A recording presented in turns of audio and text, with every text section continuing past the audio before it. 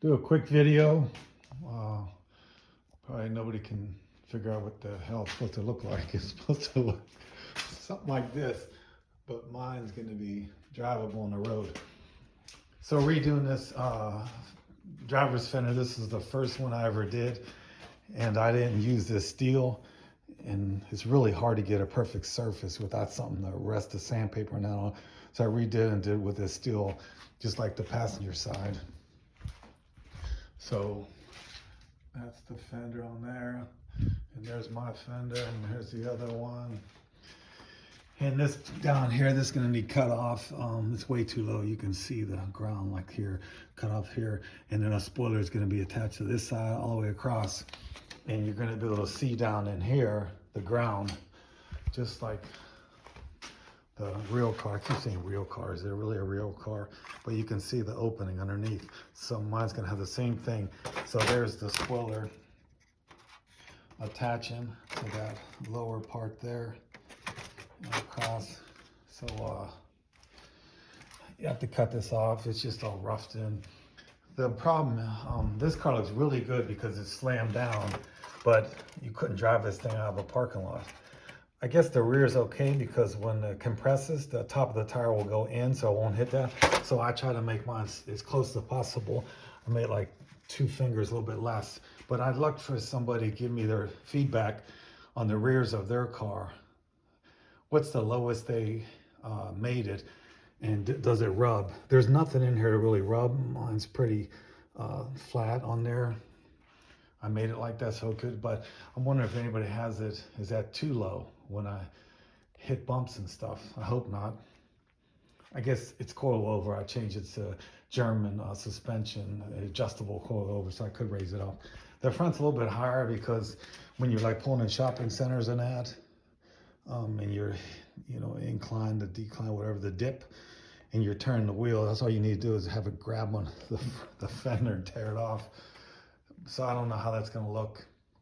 I'm still thinking about putting airbags on it because I just love the way it looks when it's low like this. I mean, that makes the car look so much better. What else? Working on the driver's door now. I'm getting all mixed up. I just turned the car around. I thought it was the other way for like a year. So the passenger door is somewhat roughed in where I want it. But amazing is how much easier things are after you do it one time. And you're thinking, why in the hell did I do this that way? And it's just do things a lot better second time. The welding, I guess, getting a little bit better. The main thing that helped is got a better welder, Harbor Freight in the States. I don't know if it's only in California. I don't know if it's in other states, but California really popular. But it's this one's 220. The other one's 110. I don't know. It just seemed like it couldn't keep up, but I don't know all the details about it. If it was just wore out or what, because the thing was like 7 years old, the old one I had. But this works a lot better. Obviously, I need to grind it and clean it all up. I didn't do any beautification, so it looks bad. But this is, I'm not trying to show anybody that it's all perfect and everything. Just show people how rough things look until you get them the way you want them. You just got to be patient and stay motivated, even though it doesn't look like much. Even when I was driving this car before the whole body was done, it never looked right to me. It looked just like it was like a pancake. I look at old photos of that car, it looked terrible. And then I get the car painted, I put a spoiler on, I'm like, wow, this thing does look like the original one. So the big thing is, this is a 2-seater. And the original one's a 1-seater, but I say 1-seater, nobody can sit in there and drive it. So I don't know, is it a 1-seater? Yeah, I guess it is for a little robot. But so I'm gonna do as much I can to make it look right with the slope line here and the spoiler. The spoiler's up way too high. I'm gonna bring that way down probably 8 more inches. It just don't look right. But the car's up on these blocks. Hey, what is that, 8 inches or something? There's a car lift underneath, but it's on these wooden blocks. And sometimes when I work on lower part, just raise it up, it's easier. But yeah, it's a lot of work. The front's gonna be a lot of work to make it look proper with the pointed hood, and you can see the emblem still from the Porsche Boxer on the hood. And yeah, we'll see. What's crazy about it is that when you look at some of the things on this car, it has resemblance of the Aventador. I was looking at this, I was like, man, this is hard to get this thing right. I mean, it has to be like that. There it is right there. I don't know if you can tell, there's a ledge all along here. It's wider here than here. And that's why my ledge is bigger here, and it's gonna taper down to smaller here. And then I look at this, there's a big ledge right there. So it has similarity, and then also the vents here. You see the vents here, a vent up there, and a vent down there. And so I made it, but there's the top vent, and the bottom vent hasn't been fabbed in yet. But you can see mine are way more pronounced and exaggerated, because I don't think it looks as good like that with that little skinny vent there. I think it looks better when you have a big mesh screen in there. I think that'll look good. Obviously, that's the side of your head, so I'm gonna have to, you know, put like, not ductwork, but gonna have somebody redirect it, a fiberglass, to have it come in there and then come back out the back here, or come way out the back. I don't know where yet. I'll worry about that when I get to it. But like fiberglass poster board to get it there, and then cover it all up and make it waterproof and everything. But yeah, it's coming along. The other thing is, on this car here, I always make the vents bigger. So this, the Aventador was supposed to be a lot smaller, and then it came with the SVJ. And even before I seen the SVJ, I made my vent a wider, because I thought it looks better. And then they come with the SVJ, and it's huge side vent. So obviously the side vent, the way it looks bigger is better. And that's the same philosophy I use for these. But I haven't did the hinges yet. They're gonna attach in there. There's one hinge there and one over there. These are all attached. The hinges done that side. So here's the beginning. I'm making a hinge in my life story. Look how thick this steel is. Does it need to be that thick and heavy duty? Who knows? But this thing tweaking when the door's 70 pounds or whatever, however heavy it is. What I found out is, when you do fiberglass, it's like a huge undertaking to get the surface good. I mean, this is all fiberglass, and it's like you constantly reworking it. And it could be the fact that I know nothing about body work. I'm just stubborn, and I just keep doing it. But here this is all metals, you know, kind of like that down here. So it was way less work. And you can see this green Bondo. So it's Duraglaze. It's Bondo, and it's short strand fiberglass. And that stuff is like steel. And you'll see it like, you'll feel like steel when you try to sand it. It's really hard to sand. But for structurally, you want it to be strong. And I'm sure it's a little bit heavier than regular Bondo, but I'm not too worried about that. But the other thing, this is the first side I did. This ain't right. This needs taken off and moved out. The other side is correct. So it's just trial and error trying to get these things right. It's supposed to be flush with this here, and it's not. I don't know what I was thinking when I did that, but I mean, that's the way it is. I didn't buy no mold. I don't have no CNC machine making stuff out of fiberglass or cardboard and piecing it all together. Everything is like freehand, the best I can do. And I know one thing that really helps is when you take pictures of it, and then when you're not in the garage, we're doing whatever, watching TV, you look at the pictures, and that really helps you visualize, and you can see how to change things if it doesn't look right, because obviously you don't want to get the whole thing done and say, I should have did this, I should have did that.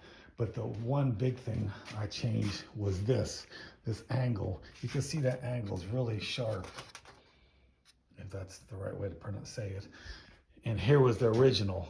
That's not even close. So I changed it. I think, if I remember correctly, the reason why I made this, because I wanted this opening real big to get in and out of the car. But I don't care about getting in and out of the car. I want it to visually look correct when you're standing there looking at the car. So I made this angle a lot sharper now. I got to fill this in, no big deal. And then this angle here needs to match the angle over here.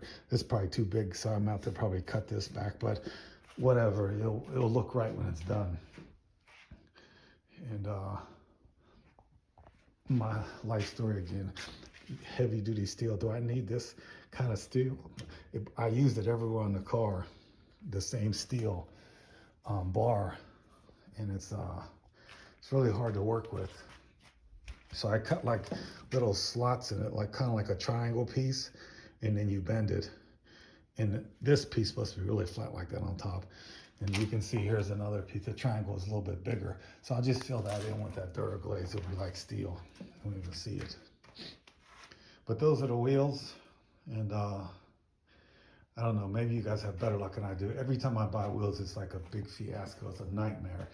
And it's like top secret. They won't tell you where they're made in Southern California, or I try to go straight to manufacturer, because dealing with some of these people with your offsets and stuff is a nightmare, and the cost is ridiculous. And even when I got the wheels, they shipped them to me. I'm in California. They don't even have their return address on it. So it's like there's somewhere around LA area they make all these wheels. Even these ones I bought on this car, Pure, I think it's called, P-U-R, pronounce it. It was up in Canada. I bought it from Canada. They made these in California. So I placed the order on a company in Canada, and they shipped them from California to me. But in the center caps, I have regular center caps. I bought on like Amazon, and then I bought these little stickers and put them on there. I mean, I should maybe put the Porsche Boxster wheels back on there, but the main thing, I'm trying to get the height for the fenders, and I don't want to damage those. But yeah, a lot of you already know, it's a Porsche Boxster S. So this is a 2001 Boxster S. This is 2004. A little bit newer, same. They're both S's, and they're all convertibles, if you want to call them. They're all mid-engine. The difference between this one, not much. It just has a glove box. The other one, this other one don't have glove box. The horsepower is the same. And it's a lot of work to convert it. So what I did is I cut it right here. Right here, I cut the whole car chassis in half all the way across. So, and then I extended it. It has like big hollow tubes in the chassis here, and it's almost like a 2x4 size. So when I cut it, I bought steel, almost like a 2x4. I forget the exact size. I think it's a little smaller, but it's heavy duty steel, bar. And what I did is put that inside there, welded it, bolted it, and everything to make the chassis 12 inches longer. I never had the overall dimensions for this one. I do have that one because I know Aventador the exact dimensions online. This is like really hard to, I mean, I guess you could, once you find out the tire side, you could figure out how many inches is 20 inches, how many inches is 2 inches, and then you could calculate it all out. But I never did that. I just know what visually will look 12 inches longer. Is too stubby, leaving it the stock chassis. So yeah, so then I filled all that in, fiberglass, did a metal and all that. And previously, the back of the seat would be right here against that firewall. It kind of sounds weird to say firewall. Usually in the car, firewall's in the front. But now you can see there's like over a foot space behind the seat. And speaking of seats, I know you're probably thinking, why in the hell did you buy seats when you're not even close? But the main thing was this here, the side of the seat. You need to make sure it's not going to hit this, because I made this more pronounced. Remember, this sticks into the cockpit more than it doesn't, so it's all good. I verified on the driver or passenger side. So I just don't want to buy seats and then later have some problem because I modified the vent to make it look better and unrealistic if I had to make it smaller to me. So let me go on the passenger side here. It's a little bit further away, but it's still very rough. So the frame is all done, and the door and the hinges. And here's the ridiculous looking Porsche Boxster latch. So all this whole big latch is inside the door, past your door on the driver's side. And you're thinking, why'd you use such a ridiculous, I could have went to the junkyard, pick and pulls property in California, and go get the most basic latch and used it. but I wanted all the electronics for the alarm and everything to work. It has a whole harness that plugs in here. It's like 6, 7 different wires to unlatch it, lock it, and alarm and everything. I wanted to retain all that. And originally I wanted this thing way up in here and hidden so it doesn't look so bad.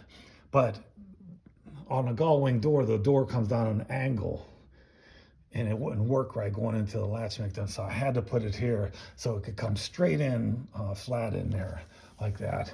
And it's really secure. So I'll build a box over top of that. Yeah, it's it's still a lot of room in here for your legs, but you just have to be careful getting in and out. But it'll be all boxed in and covered with carpet or leather or something. I'll worry about that later. But yeah, I agree, it's not ideal. And then here's the popper thing. So when you buy these door poppers, it comes with the spring in there, and it's not a real strong spring because the door is horizontal. It just pops it open. But remember, on a gull wing, it's trying to pop the door up. So the heavy door, this thing won't pop anything. So I had to take this apart and put a little spacer in here and a stronger spring inside there. And this is really hard to push in now. So when I pop it, it will push the door out a little bit off the latch. But to also add, so here's this white cable is the cable that was connected to the inside door handle of the Porsche Boxster. So that goes through this steel tube here back to my solenoid that has the metal cable there. So that little wire cable thing there connects this to the white part. So I pop it with the button or the remote and the door will pop open. I disconnect the battery now. It all works good. Glad that's done. And the big thing is I don't know how much amperage these poppers pull, and that's one thing you don't want to be blowing fuses when you're trying to get in a car. I think in the other car there's a wire here somewhere for like putting a cell phone in your car in the Porsche Boxster. But I don't know what circuit. I could go look up the wire and trace it out. But I don't know what's sharing a circuit with a bunch of other things. If I pop it, have all these other things not working. So I ran a whole new red power positive from the battery that's in the front of the car all the way back to here, and then put a fuse box. Temu bought it cheap, like half the price of the exact same box. There's a waterproof lid that goes on there down here somewhere. So with Temu, you just got to be patient, but to save money, I'll be patient and wait for it. So I think that's in a good spot to put it there. You just never know until everything's all done. But since the seat's only going to go back to here, you can see, look at the carpet difference. No carpet there. That's how much it was stretched or extended, should I say. But so there's two relays, one for the driver's door, one for the passenger door. And then I have these extra ones, 4 left over for I don't know what yet. And then there's all these fuses. If I were to want to put an amp in here or a subwoofer or something like that, it needs to have power all the time. I can have that. And same with the door poppers. They need power all the time, not just when the key's turned on, you can't get in the car. And you can see all these wires not being used for anything yet, but we'll see. And then here's the 2 wires going over to the driver's side door popper when I get to that part. But yeah, I made a lot of progress, but it's a lot of work, and I didn't clean anything up yet. The one thing I did is I put temporarily just throw some door molding in that seal so I could get the spacing perfect when I adjust it. I don't have to readjust anything once I take this off and put the good stuff on there, but that'll be a long way. I have to get paint and everything. So this door frame is welded there, and then they've got the Duraglaze, and this stuff is like steel, so it ain't going nowhere. So obviously it needs sanded, cleaned up and everything. And then same here with this side. I changed the angle, so I need to fill that in, clean this off. Yeah, this panel here is covered up some water lines and stuff in there. I made this a long time ago out of fiberglass. It's just like nothing's on like a normal angle here on none of this stuff. So I'll see. It needs some more work. It's just rough. And on this Boxster, the radiators are in the front. And I moved everything to the back because there's no room down there like this car. It still has the radiators in the front, in there. And I put an extra lights down there because this car is hard to see at night with the windshield angled like almost horizontal. I think it makes it harder when you're driving this thing. Anyway, so I put the radiators are in here, and I had to sweep them, angle way more to get them in there with this fender. But there was no way around that on this car. I couldn't angle them or anything. So I moved them to the rear. But on the Boxster, obviously there's all these water lines that run underneath the car in that center channel. So I move everything back, and there's no more of those pipes underneath the car, and I move them back here. Now all this stuff's gonna need boxed in, and fiberglass, and haven't figured out how to do that yet or what it's gonna look like, but it's you know, all open. But even on the regular car, it's all open. So I just gotta make it look good with it all open. So that's the two radiators. And the fans, I reversed them because they need to go out this way. Before they were sucking. So I made them change it the other direction. I ran all the wires back here. And this is how it's supposed to be, all open like this here. It's crazy, huh? And then this is gonna be closed in, but you're gonna see the rear tire is fat. And this shark fin, whatever you wanna call it, is way too big. That was my first attempt. I'm still thinking about that. The only problem I worry about this, even though boats are built like that, this fiberglass covered over top of wood, I always worry about the fiberglass leaks or something, this gets wet, then this bows or expands and it cracks the fiberglass. But like I said, boats are like that. You just gotta do a good job, but I don't know. It's definitely way too long. It don't look right. And then the exhaust, I did the exhaust. Finally got that all finished to, I mean, the closest I'm gonna get it to where I want it. So these little elbows here I had to go buy. 4 more, there's 2 there, there's 2 over there in California. $25 a piece for that little elbow. And it's like, this is only like 2.5-inch exhaust. It's nothing like big 3-inch exhaust. Because originally these were sticking out way too far. It wasn't right. I had those pipes that were out a different direction, had them coming up here and going over top. So I moved them down below, which is still okay. It's not too low. But I'm gonna cover all this with, you know, the header wrap. I always do that. And I know somebody's gonna say, why don't you make this a crossover and cut little holes in there and get all wild with the welding? I could just imagine me trying to make that a crossover welding and put a cut there. But it would be kind of cool. But is it really gonna make a difference on this car? Probably not. So this aftermarket exhaust, it sounds a lot better. Yeah, so I'll cover all this up. I'm thinking about this is gonna be silver header wrap and all the rest of it is gonna be black. So we'll see. And here's the other side. A lot of it's just rough cut. It's not finalized or anything. The original Porsche Boxster, the bumper would attach to that. So I can take those off easily. We'll see. But that's it. The only question I have for you guys is about your distance of your wheels to the fenders. Because I know a lot of people have their cars low. It looks so much better. We'll see. I gotta keep all this, there's that panel I had on the other side, there's no panel here. So this side, if I get this straight, this side is the intake for the engine, and the other side is a fan to keep the engine compartment cool. So it's gonna have a mesh over top of that so it can still suck in air because it's all open down in here. But you can see the water lines. They're running all over the place. I don't know, I probably a half a gallon less antifreeze because I don't have them running the whole out to the car. I hope it doesn't affect the heating and cooling of the car. I mean, I ran a lot and drove around the driveway and stuff like that, but I didn't go out and drive on the highway for a long period of times.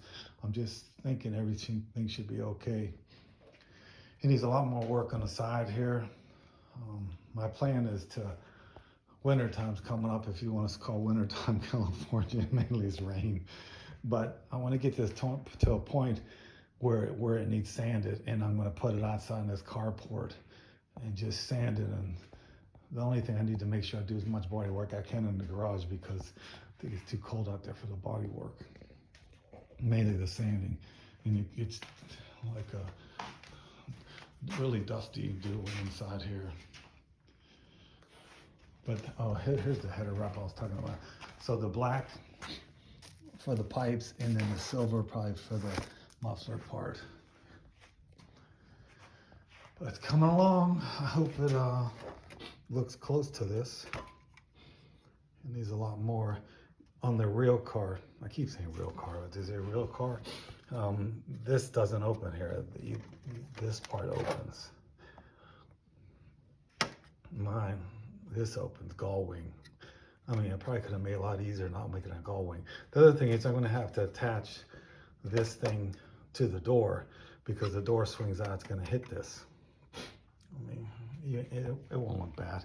And then there's that little piece kind of made there. Yeah, coming along. So we'll see. This top is going to be all covered in metal and like that side, and then this is going to be like the acrylic black, smoked acrylic.